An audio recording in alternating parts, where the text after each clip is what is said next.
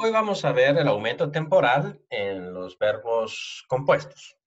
Un verbo compuesto es aquella unión de un verbo simple como hago, que significa yo guío, con la preposición soon o cualquier preposición, en este caso soon, que significa con, yo guío con, va a formar un nuevo sentido, un nuevo verbo, que va a ser yo reúno. Soon hago significa yo reúno. Y en este caso, cuando tenemos una preposición que termina con una consonante y luego tenemos un verbo que comienza con vocal, el aumento temporal para formar bien sea el imperfecto, el auristo o el pluscuamperfecto, que es una épsilon, se va a fusionar con la vocal del verbo simple. El aumento no va a aparecer al principio, entonces, sino va a aparecer en medio del verbo, justo después de la preposición. Y en este caso, los cambios vocálicos, de acuerdo al video subido sobre los cambios vocálicos que pueden haber en esta fusión, van a suceder y la preposición va a quedar simplemente antes. Entonces, aquí vamos a reconocer su nego con una eta y un acento circunflejo, porque parece ser que este era el acento original que se recupera una vez que la terminación es breve. Y obviamente hay una regla aquí implícita también, que es que el acento se va a retrotraer en el verbo lo más que sea del final sin pasar a la preposición. Nunca un acento griego en los verbos compuestos pasa más allá del aumento, más allá de la preposición. Esto no va a suceder. Cuando nosotros tenemos una preposición que termina con vocal, como apo, la vocal final de la preposición simplemente cae y queda el verbo con su aumento normal. Por ejemplo, en este caso, apotnesco, cae la omicron y se coloca la épsilon del aumento. Notemos esta diferencia. El aumento no se fusiona con la omicron, porque la omicron pertenece a la preposición. Entonces, simplemente desaparece y en su lugar colocamos la épsilon del aumento. Esto no sucede con su nago porque la alfa no pertenece a la preposición, sino pertenece al verbo. Entonces, esta alfa sí se fusiona y se convierte en eta, y por eso es que tenemos esta forma un tanto extraña del verbo. Esta sería como más fácil de digerir. Lo mismo va a suceder con todas las preposiciones que terminen con vocal, como para. La alfa cae en paracaleo, que significa exhorto, animo, consuelo. Exhorto no como regaño, sino como animo, como consuelo. La alfa desaparece y en su lugar colocamos la épsilon del aumento, no recibe el acento, lo recibe la alfa que sigue, porque la sílaba final va a ser larga a la hora de tener un diptongo. Y esto sucede porque esto es un verbo contracto, algo que vamos a explicar más adelante. Sin embargo, como en toda regla van a haber excepciones. Hay tres preposiciones que son excepción a la regla. La primera de ellas es pro. Eh, Curiosamente, pro nunca pierde su vocal final. La omicron siempre va a estar.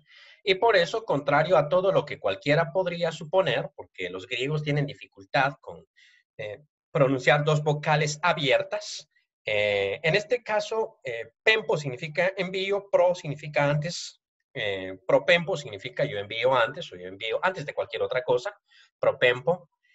Proepempom va a significar yo enviaba antes, y tenemos el aumento, que debía haber estado en rojo para tener sintonía con los demás. Y tenemos la omicron, que pertenece a la preposición. Entonces, pro sería una excepción. La otra excepción va a ser peri, que significa alrededor de. Pateo significa yo me paro sobre algo, yo piso algo. Peripateo va a significar yo camino. En este caso, también la iota final de la preposición peri no desaparece, y esta va a ser excepción no con estos verbos, sino con estas preposiciones. En todos los casos en que pro y peri permanezcan, este también es un verbo contracto porque termina en eo. En todos estos casos va a quedar la vocal final de la preposición junto con el aumento, sin fusionarse. Amphi, que tiene un significado semejante a peri, también va a ser la otra excepción. Ahora bien, cuando nosotros tenemos una preposición que termina en consonante como ec, que significa de desde, palo, que significa rojo, unidos forman un sentido de expulso, ec, de desde, expulso. De hecho, expulso es la misma preposición, solo que en español ya no tenemos el verbo pulso. O sea, ese verbo ya no existe en español, por lo menos en el español de Latinoamérica o la Latinoamérica que yo conozco. Pero es la misma, ex. Sucede que cuando nosotros tenemos ekbalo, que significa expulso, y así va a aparecer en los léxicos, los diccionarios, cuando formamos el imperfecto, que esto no aparece en los léxicos, a no ser que sean especializados y tengan todas las posibles variaciones de los verbos, pero ahí no va a aparecer. Cuando tenemos el imperfecto y ponemos el aumento en medio de la preposición y el verbo original, resulta que la capa sufre un cambio eufónico porque la capa no puede estar entre dos vocales, a no ser que sea parte original, vamos a decir, parte original del verbo. Pero en este caso no se puede y entonces va a sufrir un cambio eufónico y de ahí aparece esto de exébalon. Lo mismo sucede con la palabra éxodos. Hodos en griego quiere decir camino y ek quiere decir de desde. Entonces ese es el camino de salida. Éxodos entonces quiere decir el camino de salida y ahí también como aparece esta misma forma de la capa en medio de dos épsilons, va a sufrir ese mismo cambio. Exébalon sería entonces cambio eufónico. En otros momentos el cambio eufónico sucede al revés. Resulta que en español, en presente, perdón, no en español, en presente ya había habido un cambio eufónico. Por alguna razón los griegos, este es sun, y por alguna razón los griegos no podían decir sun lego, que significaría converso, porque es digo con, o sea, converso o platico con alguien. No podían decir sun lego y por lo tanto decían sun lego. Una forma, nos parece raro, pero en español hacemos lo mismo, no en el español escrito, porque en el español escrito tenemos reglas, pero, por ejemplo, en vez de decir para qué, en el español de la calle nosotros decimos pa qué.